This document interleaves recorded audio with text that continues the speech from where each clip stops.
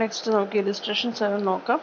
Mini engineering company Madras consigned 200 table fans costing 1,200 each to their agents Nimi and Company of Mali. Mini engineering company drew upon Nimi and Company a bill for rupees 1,60,000 and discounted the same for rupees 1,54,000 on getting it accepted. The consignors paid 4,000 for carriage, insurance, etc. Nimi and Company paid duty charges for rupees 8,000 and sold 160 fans at 1,500 for cash and 20 fans at rupees 1,600 on credit. One customer owing 1,600 failed to pay because of insolvency and another customer deducted 600 because of dispute regarding quality. The consignees are entitled to a commission of 6% including 1% Delcreda commission. Their sales expenses amounted to rupees 1,800. A customer was allowed a discount of 100 on receipt of 2,900 from him. Give important ledger accounts in the books of Mini Engineering Company and journal entries in the books of Nimi and Company, assuming that the consignees enclosed a draft for the amount due on sending the account sales. അപ്പോൾ mini engineering കമ്പനിയാണ് കൺസൈനറുടെ ബുക്കിൽ important ledger accounts ചെയ്യുന്നതായിട്ട് പറഞ്ഞിട്ടുണ്ട്. അപ്പോൾ ആദ്യമേ Mini engineering കമ്പനീൻ്റെ ledger accounts first നമ്മുടെ consignment അക്കൗണ്ടാണ്. അത് നമ്മൾ പ്രിപ്പയർ ചെയ്യാം. ഫസ്റ്റ് എൻട്രി എന്ന് പറയുന്നത് goods sent on consignment. Goods sent on consignment 1,200 fans costing 200 fans costing 1,200 each. 1,200 into 200 2,40,000. അതിനുശേഷം അവർ എക്സ്പെൻസസ് പേ ചെയ്തുകൊണ്ട് കൺസൈനർ പേ ചെയ്തുകൊണ്ട് ടു ബാങ്ക് എന്ന് പറഞ്ഞ് വേണം ആദ്യത്തെ എക്സ്പെൻസസ് 4,000 എഴുതാൻ. നിമ്മി ആൻഡ് കമ്പനി പേ ചെയ്ത എക്സ്പെൻസ് 8,000ഉം അതുപോലെ തന്നെ സെയിൽസ് എക്സ്പെൻസ് ഉണ്ട് ഒരു 1,800. അത് നിമ്മി ആൻഡ് കമ്പനിയുടെ പേരിൽ എക്സ്പെൻസ് എന്ന് പറഞ്ഞാൽ 9,800 ടോട്ടൽ വരും. അതിനുശേഷം നിമ്മി ആൻഡ് കമ്പനിക്കുള്ള കമ്മീഷൻ, ഇവിടെ കമ്മീഷൻ വന്ന് 6% ഇൻക്ലൂഡിങ് 1% ഡെൽക്രിഡർ കമ്മീഷനാണ്. അപ്പോൾ ടോട്ടൽ 6% എടുത്താൽ മതി. ആ 6%-നകത്തുണ്ട് 1% ഡെൽക്രിഡർ കമ്മീഷൻ. അതിന് മുമ്പായിട്ട് നമ്മൾ സെയിൽസ് എത്രയാണെന്നുള്ളത് നോക്കണം. അപ്പോൾ സെയിൽസിൻ്റെ കാര്യം പറയുന്നത് 160 fans at rupees 1,500 for cash and 20 fans at rupees 1,600 on credit. അപ്പോൾ 160 into 1,500 plus 20 into 1,600.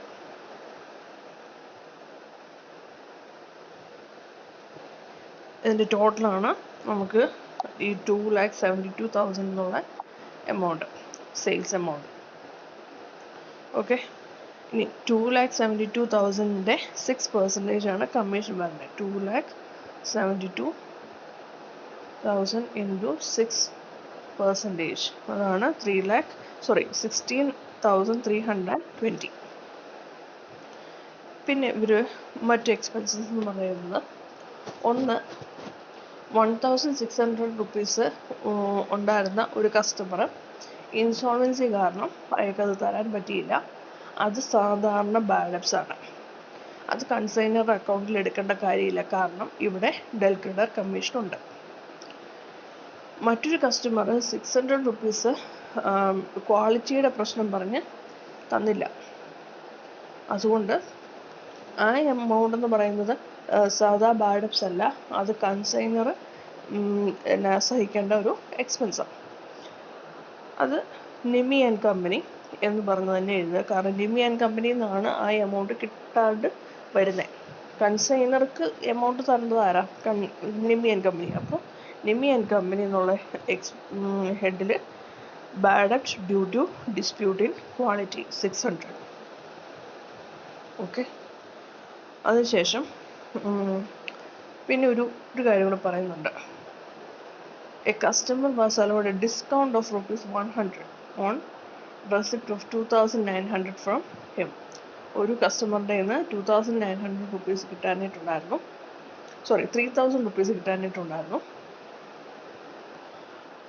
അയാളുടെ കയ്യിൽ നിന്ന് ആ എമൗണ്ട് കിട്ടിയപ്പോൾ 100 രൂപ ഡിസ്കൗണ്ട് കൊടുത്തു. ആ ഡിസ്കൗണ്ട് എന്ന് പറയുന്നതും നമുക്ക് കിട്ടാത്തൊരു എമൗണ്ടാണ്. അതിനെ നമുക്ക് സാധാരണ ബാഡ് ഡെറ്റ് എന്ന് പറയാൻ പറ്റത്തില്ല.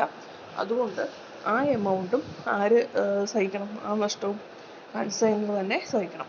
അതും നിമ്മി ആൻഡ് കമ്പനി എന്നുള്ള പേരിൽ തന്നെ വേണം. ഡിസ്കൗണ്ട് അലൗഡ് എന്നുള്ളത് ബ്രാക്കറ്റ് കാണിക്കാം, 100 rupees.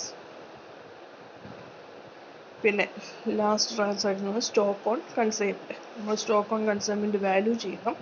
നമുക്കറിയാം 160 ഫാൻസ് വിറ്റു ക്യാഷിൽ, 20 ഫാൻസ് ക്രെഡിറ്റിൽ വിറ്റു. അപ്പോൾ ടോട്ടൽ 180 ഫാൻസ് സെയിൽ നടന്നു. 200 ഫാൻസ് ആണ് ടോട്ടൽ കൺസൈൻമെൻറ്റ് പോയത്. അപ്പോൾ 200 - 180 എന്ന് പറയുന്നത് 20 ഫാൻസ് ആണ്. 20 ഫാൻസിന് ഒറിജിനൽ കോസ്റ്റ് എന്ന് പറയുന്നത് 1,200 rupees-നായിരുന്നു കൺസൈൻമെൻറ്റ് കൊടുത്തിരുന്നത്. അപ്പോൾ 24,000 പ്ലസ് അതിൻ്റെ റെക്കറിങ് എക്സ്പെൻസസ്. റെക്കറിങ് എക്സ്പെൻസസിന് ഇതിൻ്റെ അകത്ത് കൺസൈനറുടെ ഒരു 4,000 ഉണ്ട്, കൺസൈനിയുടെ 8,000 ഉണ്ട്, ഡ്യൂട്ടി ആൻഡ് ചാർജസ്. എന്നാൽ കൺസൈനിയുടെ സെയിൽസ് എക്സ്പെൻസസ് എടുക്കാൻ പറ്റത്തില്ല.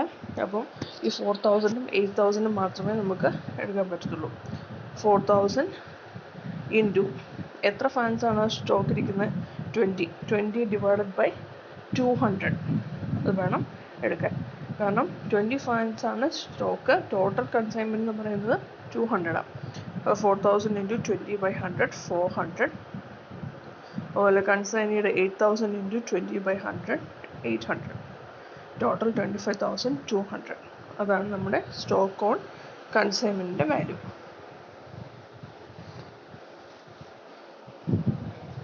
ഓക്കെ. പിന്നെ ആ ബാഡ് ഡെപ്റ്റിൻ്റെ കാര്യം പറഞ്ഞാൽ bad debts due to insolvency of customer should be borne by consignee as there is del credere commission. Bad debts due to poor quality of goods and discount allowed are to be borne by the consignor even if there is dealt commission. No, insolvency കാരണം bad ഡെപ്റ്റ് ഉണ്ടായത് മാത്രമേ consignee സഹിക്കേണ്ടതായിട്ടുള്ളൂ. Discount allow ചെയ്തതോ അല്ലെങ്കിൽ ക്വാളിറ്റിയുടെ പേരിൽ എന്തെങ്കിലും തർക്കം ഉണ്ടായിട്ട് amount കിട്ടാതിരിക്കുകയോ ചെയ്തതിൻ്റെ ലോസ് കൺസൈനർ തന്നെ സഹിക്കണം. അതുകൊണ്ടാണ് ആ എമൗണ്ട് കൺസൈൻമെൻറ്റ് അക്കൗണ്ടിൽ നമ്മൾ ഡെബിറ്റ് ചെയ്തത്. ഓക്കെ. ഇനി അടുത്ത ഇമ്പോർട്ടൻ്റ് ലെറ്റർ എന്ന് പറയുന്നത് ഗുഡ്സ് സെൻഡ് ഓൺ കൺസൈൻമെൻ്റ് ആണ്. കൺസൈനറുടെ ബുക്സിൽ. അത് നമുക്കറിയാമല്ലോ. നേരെ ബൈ കൺസൈൻമെൻ്റ് എന്ന് പറഞ്ഞ് ക്രെഡിറ്റ് ചെയ്യുക 2,40,000. പിന്നെ ആ എമൗണ്ട് എങ്ങോട്ട് ട്രാൻസ്ഫർ ചെയ്താൽ മതി? ട്രേഡിംഗ് അക്കൗണ്ടിലേക്ക് ട്രാൻസ്ഫർ ചെയ്താൽ മതി. ആ ലെഡ്ജർ രണ്ടും ടാലി ആയി പോകും, ബാലൻസ് ഒന്നും ഇല്ല. പിന്നെ കൺസൈനിയുടെ ലെഡ്ജർ അക്കൗണ്ട് എഴുതണം. നിമ്മി ആൻഡ് കമ്പനിയാണ് കൺസൈനി. നമുക്കറിയാം ആദ്യമേ നിമ്മി ആൻഡ് കമ്പനി സെയിൽ നടത്തിയ കാര്യമാണ് നമ്മളിവിടെ ഡെബിറ്റ് ചെയ്യുന്നത്. By consignment 2,72,000. പിന്നെ നിമ്മി ആൻഡ് കമ്പനി പേ ചെയ്ത കാര്യങ്ങളൊക്കെയാണ് നമ്മൾ ക്രെഡിറ്റ് സൈഡിൽ എഴുതുന്നത്. നിമ്മി ആൻഡ് കമ്പനി ആദ്യമേ തന്നെ നമുക്ക് ഒരു ബിൽസ് റിസീവബിൾ തന്നായിരുന്നു. എത്ര രൂപീസിൻ്റെയാണ്? 1,60,000-ൻ്റെ ഒരു ബില്ല് തന്നായിരുന്നു. 1,60,000 ബിൽസ് റിസീവബിൾ എന്ന് പറഞ്ഞ് അത് ക്രെഡിറ്റ് ചെയ്യണം. By bills receivable 1,60,000. പിന്നെ നിമ്മി ആൻഡ് കമ്പനി പേ ചെയ്തത് 8,000 rupees-ഉം അതുപോലെ തന്നെ 1,800 rupees-ഉം എക്സ്പെൻസസ് പേ ചെയ്തായിരുന്നു. നിമ്മി ആൻഡ് കമ്പനിയുടെ കമ്മീഷൻ എഴുതണം. അതുപോലെ തന്നെ ഡിസ്കൗണ്ട് അലോ ചെയ്തതിൻ്റെയും അതുപോലെ തന്നെ പുവർ ക്വാളിറ്റിയുടെ പേരിലുള്ള ബാഡ് ഡെപ്റ്റ്. ഇത് രണ്ടെണ്ണം മാത്രമേ എഴുതാവുള്ളൂ. Bad debts due to insolvency എഴുതരുത്. കാരണം ഇത് കൺസൈനറുടെ ബുക്കിലെ കൺസൈനി അക്കൗണ്ടാണ്. കൺസൈനറുടെ ബുക്കിൽ bad debts due to ഇൻസോൾവൻസിയുടെ entry വരത്തില്ല. ഇവിടെ ഡെൽറ്റഡ് കമ്മീഷൻ ഉള്ളതുകൊണ്ട്. മനസ്സിലായോ? ഓക്കെ. അത്ര എഴുതി കഴിഞ്ഞിട്ട് ബാലൻസ് എന്തെങ്കിലും ഉണ്ടെങ്കിൽ അത് ബൈ ബാങ്ക് എന്ന് പറഞ്ഞ് 85,180 rupees കാണിക്കും.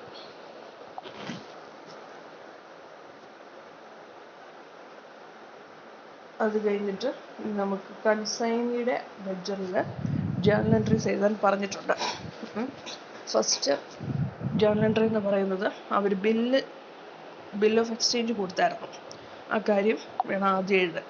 മിനി ആൻഡ് കമ്പനിക്കാണ് അവർ ബിൽ ഓഫ് എക്സ്ചേഞ്ച് കൊടുത്തത്. Mini and company debtor to bills payable ആണ് കൺസൈനിക്ക്. അപ്പം Mini and company debtor to bills payable 1,60,000. പിന്നെ എക്സ്പെൻസസ് പേ ചെയ്തത് Mini and company debtor to bank. ഇത് കൺസൈനി പേ ചെയ്തതുകൊണ്ടാണ് ഇവിടെ ബാങ്ക് എന്ന് പറഞ്ഞതാണ്. Mini and company debtor to bank 9,800. പിന്നെ സെയിൽ നടത്തിയ കാര്യമുണ്ട്. ക്യാഷായിട്ടും അതുപോലെ തന്നെ ക്രെഡിറ്റിലും കൊടുത്തുണ്ട്. ക്യാഷായിട്ട് പോയതാണ് ബാങ്ക് ഡെപ്റ്റർ 2,40,000. അതായത് 160 ഫൈൻസ് അറ്റ് റുപ്പീസ് 1,500. ഓക്കെ. ഇനി ക്രെഡിറ്റ് പോയത് 20 ഫൈൻസ് 1,600 റുപ്പീസ്. അതുകൊണ്ടാണ് ഡെപ്റ്റേഴ്സ് 32,000, ടോട്ടൽ 2,72,000. പിന്നെ അവരുടെ കമ്മീഷൻ്റെ കാര്യം 2,72,000 into 6%. Nimmi and company debtor to commission 16,320. പിന്നെ ബാഡ് ഡെപ്റ്റ്സ് ഡ്യൂ ടു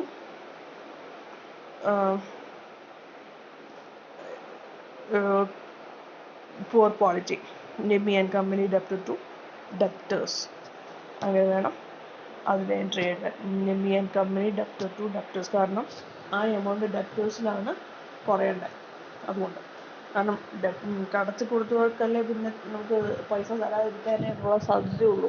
അതുകൊണ്ട് Nimmi and company debtor to debtors 600. Poor ക്വാളിറ്റിയുടെ ബാഡ് ഡെപ്റ്റ് ആണ്. പിന്നെ ഒരു ഡെപ്റ്ററുടെ കയ്യിൽ നിന്ന് 2,900 നമുക്ക് കിട്ടിയായിരുന്നു. അതായത് 3,000 ആയിരുന്നു നമുക്ക് കിട്ടേണ്ടത്. 2,900 കിട്ടി. 100 റുപ്പീസ് അവർക്ക് ഡിസ്കൗണ്ടും കൊടുത്തു. ഇപ്പോൾ bank debtor Nimmi and company debtor to debtors. Bank debtor Nimmi and company debtor to debtors 2,900, 100 rupees, 3,000. Okay. ഇനി നമ്മൾ സാധാരണ ബാഡ് ഡെപ്റ്റ്, ഇൻസോൾവൻസിയുടെ ബാഡ് ഡെപ്റ്റ്സ് ഒരു 1,600 എമൗണ്ട് ഉണ്ട്. അത് ബാഡ് ഡെപ്റ്റ് ഡെപ്റ്റർ ടു ഡെപ്റ്റേഴ്സ് എന്നാണ് കൊടുക്കേണ്ടത്. മറ്റ് ബാഡ് ഡെപ്റ്റ്സ് എല്ലാം നിമ്മി ആൻഡ് കമ്പനി അല്ലെങ്കിൽ കൺസൈനിയുടെ പേരിലാണ് ആ എമൗണ്ട് എഴുതുന്നത്. ഉണ്ടോ? ഇത് നോർമൽ ബാഡ് ഡെപ്റ്റ് ഇല്ല, ഇതും നോർമൽ ബാഡ് ഡെപ്റ്റ് ഇല്ല. അത് രണ്ടും നിമ്മി ആൻഡ് കമ്പനിയുടെ പേരിലാണ് ആ ബാഡ് ഡെപ്റ്റ് പോകുന്നത്. ഡെപ്റ്റേഴ്സിൽ നിന്ന് കുറയും. എന്നാൽ ഇത് നോർമൽ ബാഡ് ഡെപ്റ്റാണ്. ആ ബാഡ് ഡെപ്റ്റ് ആയിട്ട് തന്നെ എഴുതുക. എന്നിട്ട് ഡെപ്റ്റേഴ്സിൽ നിന്ന് കുറയുക 1,600. ബാലൻസ് ഇതെല്ലാം കഴിഞ്ഞിട്ട് ബാലൻസ് സെറ്റിൽമെൻറ്റ് നമ്മൾ നിമ്മി ആൻഡ് കമ്പനിയുടെ ലെഡ്ജർ എഴുതിയപ്പോൾ നമുക്ക് ഇത്ര ബാലൻസ് കൊടുക്കാനിട്ടുണ്ട്. അപ്പം Nimmi and company debtor to bank 85,180 rupees. Balance due paid on settlement. Illustration 7.